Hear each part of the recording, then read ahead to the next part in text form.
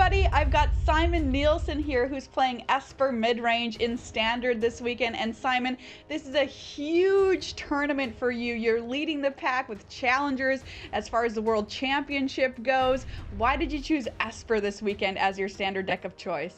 Yeah, so I'm in like a great position, which means I don't even need to do that well to make it. I just want to play it super safe. So I was trying until last minute to work on the runestick and some other stuff, but in the end I just had to go with the safe choice that is Esper that some of my teammates worked on.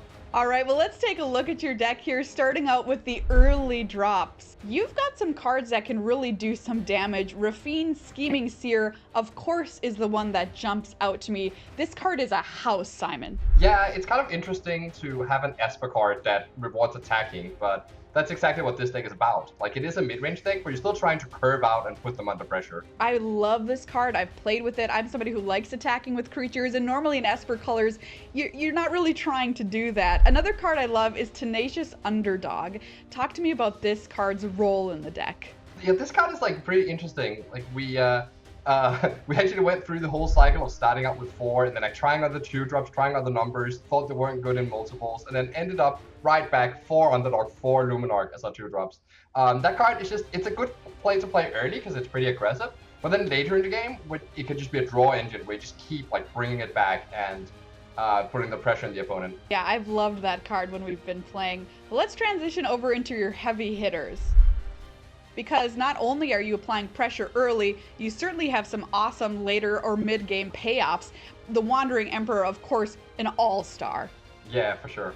That card kind of rounds out the core of the deck, with the 4 Wandering Emperors alongside the 16 cards you saw earlier. And then you just back that up with a bunch of other Planeswalkers. It's they all have their upsides and downsides. You kind of just get a good mix in. Sometimes you can get all 4 different Planeswalkers in play, and that's pretty cool.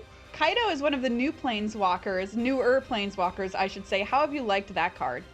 It's pretty nice because Rafine, it rewards the same things as Rafine does, which is you really want to play a 2-drop and then attack with that 2-drop. The issue is that unlike Rafine, Kaido can be a little bit awkward on the draw, or whenever you don't hit your early drop. So I still think maybe I wish I played a second Kaido over the Sorin, but yeah, it's all very close. And of course, we have one of Amiria's Call in here in case you don't want to play it as a land and you just want some angels in the late game. Let's take a look at your interactive spells here as we round out your deck. One of Spell Pierce. I am here for that.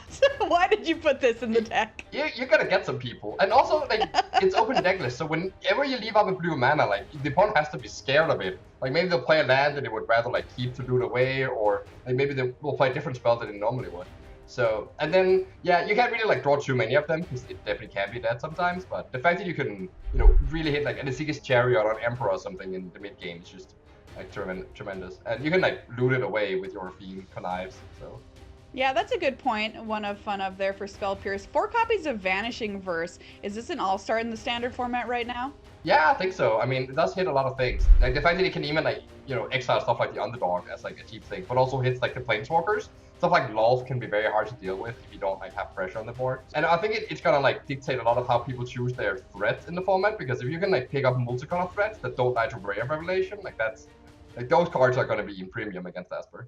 And then you've got Meathook Massacre, 2 copies of that card. Are you ever worried about clearing off all your own creatures in the process? You see, the thing about the Esper deck is that it's very good at pumping its own creatures. Between Luminarch and Rafine and the Wandering Emperor, even Wedding Announcement, it's actually not that hard to make sure that your own things get out of range. But even if you do kill your own stuff, it's such a flexible card. You can just time it whenever it fits. And obviously, just having it in play with the drain ability after you sweep the board can be very big for coming back into games that you were far behind in. Well, this deck looks super sweet, very powerful. Simon Nielsen, best of luck to you this weekend and in the World Championship race. Thank you.